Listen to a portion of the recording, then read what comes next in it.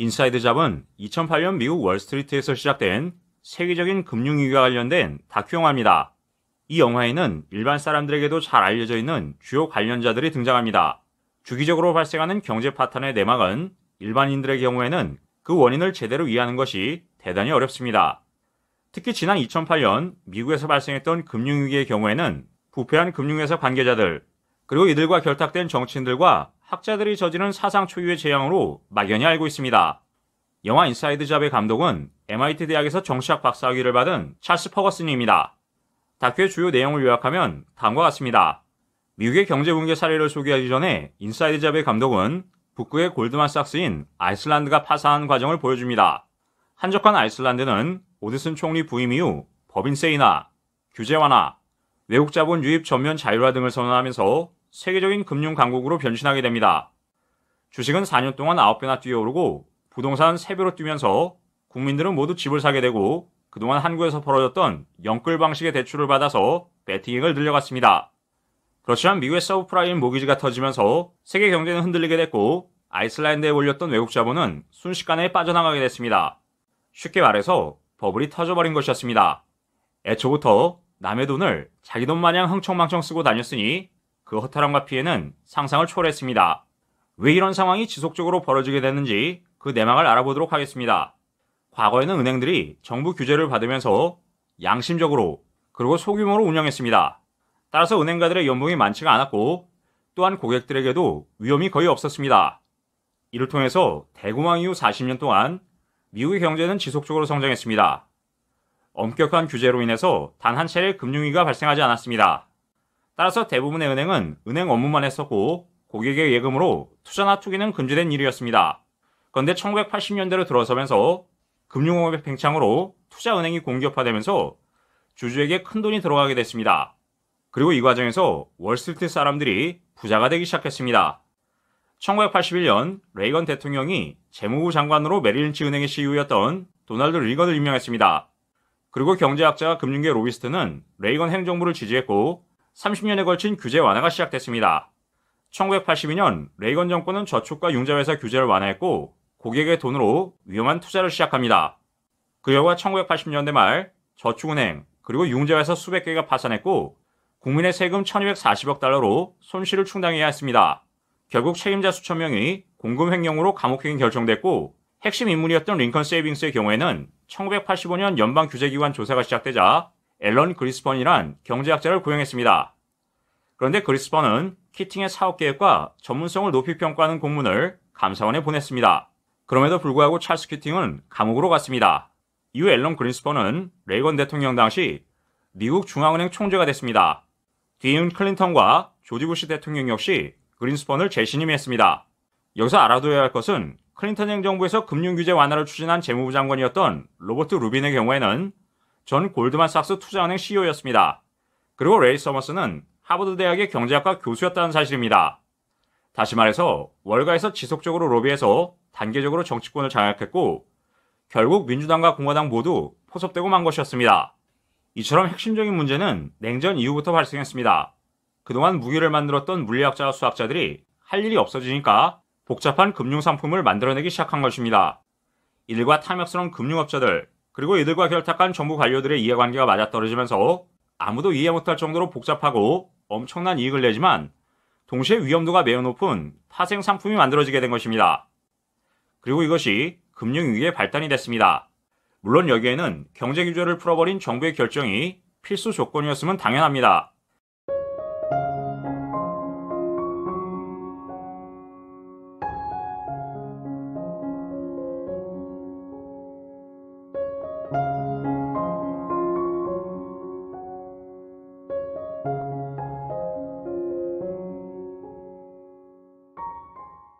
엔지니어들은 다리를 건설하는 등 무언가를 만들어내지만 금융 설계자들은 꿈을 파는 직업입니다.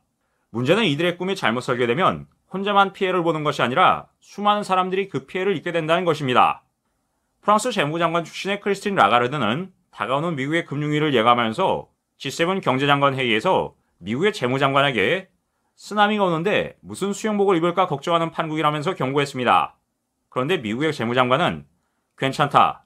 그런 일은 일어나지 않을 것이라고 답변했다고 합니다. 이처럼 미국 정부 내의 재무부와 금융기관 CEO들이 금융위기 직전에 했던 발언 등이 다큐에 등장합니다. 이들은 모두 한 목소리로 아무런 문제가 없다는 식으로 답변했습니다. 뇌공학 연구에 따르면 사람이 도박을 할 때 그리고 큰 돈을 벌었을 때 자극받는 뇌의 부분은 똑같다고 합니다. 다시 말해서 부패한 사람들의 돈에 대한 집착과 탐욕의 중독성이 왜 그리 강한지를 생물학적으로 설명하고 있습니다.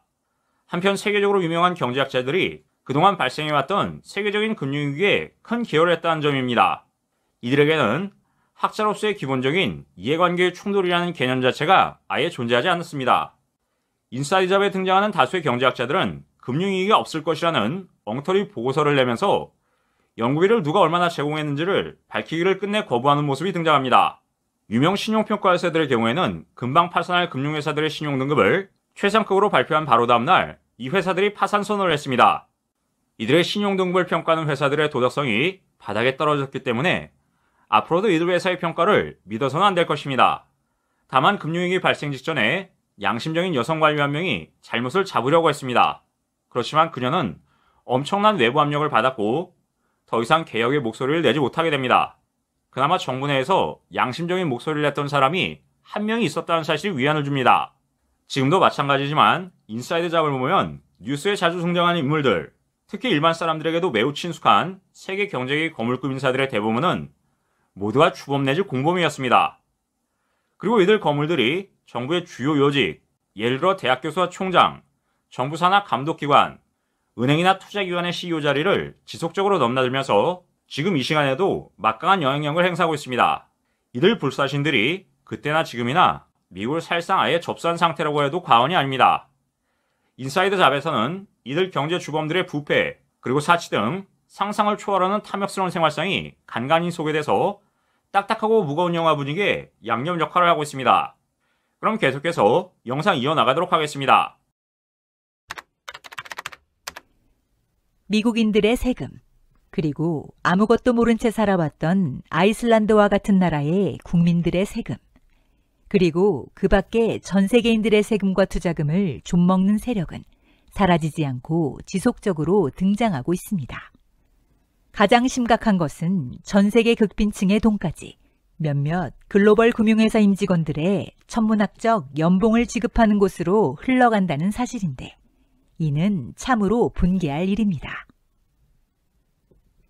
다큐에 따르면 1980년대부터 미국은 불평등한 사회가 되었고 경제력도 약화되기 시작했습니다. GM, 크라이슬러, US제철 등 미국 경제에 축을 이루던 기업들이 경영 부실로 인해 외국 경쟁사들에 뒤처졌고 중국이 경제를 개방하면서 비용 절감을 위해 해외 인력을 채용하기 시작했습니다. 지난 오랜 세월 동안 선진국의 국민들은 자급자족하면서도 풍족하게 살아왔는데 철의 장막이 걷히고 사회주의 국가가 개방되자 노동자 25억 명이 나타났습니다. 미국 공장 근로자 수십만 명이 해고되었고 제조업이 후진국으로 자리를 옮기며 서서히 쇠퇴하면서 다른 산업이 성장하기 시작했습니다. 미국은 정보기술의 발달로 여전히 세계 시장을 선도했고 고임금 일자리가 금방 생겨났습니다. 하지만 이를 위해서는 고등교육이 필요한데 미국에서 대학 교육을 받는다는 것은 쉬운 일이 아니었습니다. 수직 상승하는 대학 학비로 인해 대학은 곧 경제력과 연결지을 수밖에 없었으며 결국 다음 세대 역시 가진 자만이 계속해서 잘 사는 세상이 될 수밖에 없는 것입니다.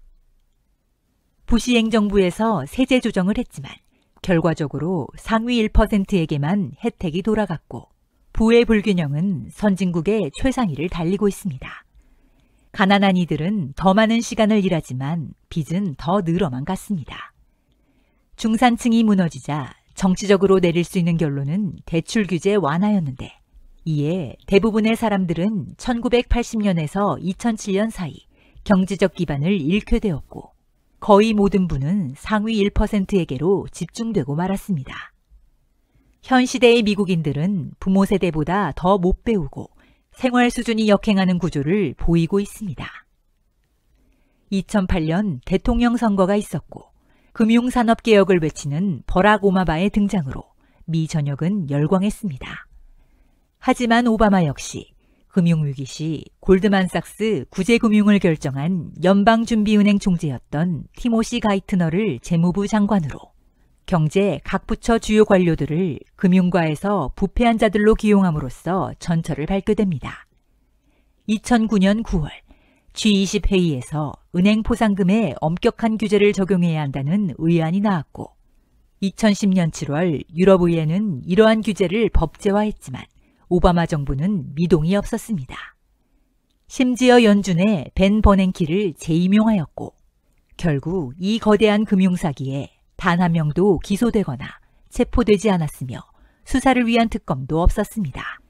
거품 기간 중에 발생한 수익금에 대한 환수 조치 또한 하지 않았습니다.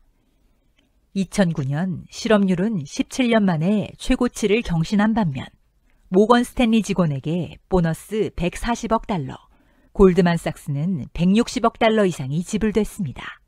2010년에는 더 높아졌습니다. 영화의 결론을 요약하면 첫째, 금융위기는 정부의 금융규제 완화와 도덕적 해이, 그리고 탐욕이 부른 예고된 사기 범죄입니다.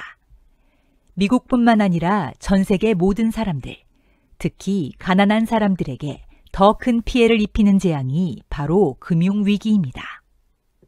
둘째, 알만한 사람들은 이런 위기가 올 것을 미리 다 알고 있었습니다. 그렇지만 부패한 정치인들과 학자들, 그리고 이들과 결탁한 탐욕스런 금융업계 관계자들 때문에 사태를 예방하지 못했습니다. 미 의회 청문회에서도 주범이나 공범 모두 자신들은 아무런 잘못이 없고 단지 열심히 일하다 보니 결과가 그렇게 되었다는 답변만 되풀이합니다. 이들은 범죄의식이 전혀 없고 결국 아무도 처벌받지 않았습니다. 셋째, 주범들이 잘못을 시인하지도 않고 처벌받지도 않았음은 물론입니다. 더욱 기가 막힌 것은 이들이 지금도 정관계, 그리고 학계의 여러 높은 자리를 오가면서 여전히 막강한 파워를 휘두르고 있다는 점입니다. 게다가 금융위기 이후에도 지속적으로 막대한 연봉과 보너스를 받고 있습니다. 다시 말해 2008년 금융위기 이후 달라진 것은 아무것도 없습니다. 유일하게 달라진 점은 전 세계적으로 가난한 사람들이 과거보다 더 가난해졌고 이제는 직업까지 잃었다는 점입니다. 현재 우리나라에서도 벌어지고 있는 상황도 인사이드 잡에 등장하는 내용과 큰 차이가 없습니다. 이러한 일련의 과정을 보면서 현행 제도 하에서는 정부가 국민을 끝까지 보호해 줄 것이라는 믿음은 버리는 것이 상책입니다. 오로지 개개인이 항상 깨어 있어야 합니다. 또한 진정으로 시민을 대표하는 양심적이고 제대로 된 시민단체들이 만들어져야 합니다. 부패의 냄새가 나면 즉시 문제 제기를 하고 문제 해결에 적극 참여하면서 끝까지 집요하게 이를 파헤치려는 태도가 유일한 해결 방법이자 예방책일 것입니다.